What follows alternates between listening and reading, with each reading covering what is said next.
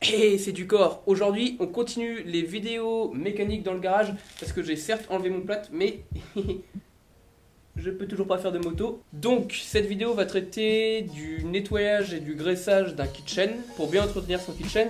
Il y a beaucoup de choses qui sont dites sur YouTube ou sur des sites qui sont pas forcément vraies, pas forcément justes, pas forcément la bonne méthode.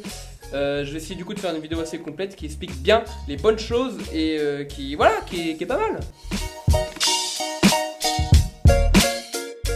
Pour ce tuto, on aura donc besoin de gants pour se protéger les mains de la chaîne et les avoir propres, du pétrole désaromatisé, une brosse à dents, des chiffons, de quoi démonter votre carter de pignon de sortie de boîte, du spray de la graisse quoi, et des mouchoirs. Alors pourquoi graisser ou nettoyer et graisser son kitchen? C'est tout simplement parce qu'un kitchen qui ne sera pas entretenu fera 10 000 km au maximum 15 000 km suivant votre utilisation. Et un bien entretenu fera facilement 20 000, 30 000. Et quand on connaît le prix d'un kitchen, il faut mieux le tenir le plus longtemps possible. C'est pas le prix de graisse que ça coûte. Alors il y a deux entretiens. Le premier ça va être le graissage et le deuxième le nettoyage, enfin le dégraissage et le graissage. Alors le graissage c'est quelque chose qu'on va faire tous les 500 km environ. On va le faire aussi après avoir pris des saucés en pluie, donc je sais pas 2-3 jours de pluie ou même directement après une journée de pluie. Et on le fait la veille d'une grosse balade, donc par exemple le samedi soir pour le dimanche matin, pour bien que la graisse imprègne tout le kit et que les solvants soient bien évaporés. Alors évidemment ça dépend de votre utilisation. Si vous passez par des chemins de campagne ou qu'il y a de la poussière, des graviers et que vous roulez de pluie, c'est-à-dire rouler en fait tout le temps, faudra faire le graissage vraiment tous les 500 km. Alors le gros entretien ce qu'on fait en fait pour enlever les impuretés de la chaîne, moi je conseille de le faire tous les 3 graissages, 3-4 entre les 1000 et 2000 km en fait. En fait on va dégraisser pour enlever de l'ancienne graisse qui au fur et à mesure de la route a pris des impuretés, des petits cailloux, des petites choses, enfin vraiment des tout petits cailloux et qui en fait détruisent le kitchen plus vite en fait. Et après on va regraisser comme un graissage normal. Donc on va mettre notre moto sur une béquille d'atelier ou sur la centrale, ça marche aussi, mais bon la béquille d'atelier c'est mieux. Alors pour le dégraissage on utilise du pétrole désaromatisé. Utilisez pas de l'essence ou des choses comme ça qui sont trop corrosives en fait et qui vont niquer les joints en fait qu'il y a dans la chaîne et ça aggraverait son usure tout simplement. Et donc bon moi j'aime bien utiliser un pchit mais vous pouvez le faire avec un pinceau tout simplement. Et en fait on asperge et puis après on viendra frotter. Après avec notre chiffon on vient faire un premier essuyage on va dire et on continue.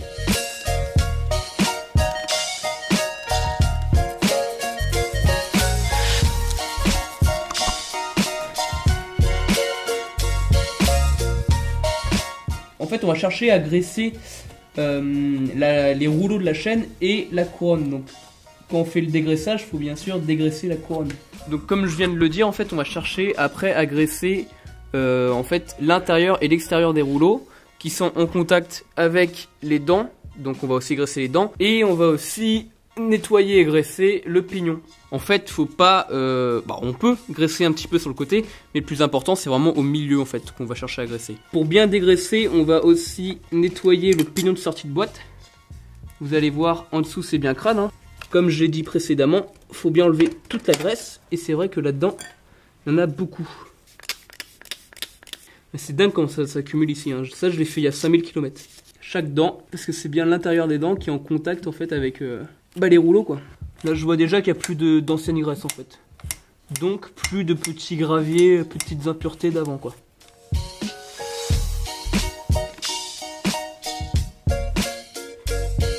La chaîne elle est bien nettoyée. Soit vous allez faire un tour de 5 km à moto pour chauffer la chaîne et pour que tous les solvants du pétrole désaromatisé partent en fait, puisqu'ils empêchent que la graisse tienne bien.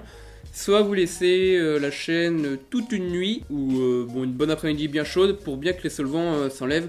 Ou alors vous pouvez encore le faire au sèche-cheveux. Attention aux joints toriques à pas aller trop proche. On est une bonne après-midi après avoir dégraissé la chaîne. Donc tout le pétrole désaromatisé est bien parti. C'est bien sec, il n'y a pas de problème. Et la chaîne est bien propre. Du coup maintenant on va pouvoir graisser la chaîne. Alors il y a deux types de graisse principalement. Il y a les graisses en pâte et les graisses en bombe. Moi je préfère la graisse en bombe pour plusieurs raisons. En fait, la graisse en pâte, premièrement, elle aura du mal si vous l'appliquez mal, donc c'est-à-dire pas avec un pinceau, bien en insistant pendant une dizaine de minutes. Cette graisse, elle a vraiment du mal à aller à l'intérieur des maillons. Vous pouvez la chauffer et bien y aller avec un pinceau, mais ça sera jamais parfait comme de la graisse bien fluide.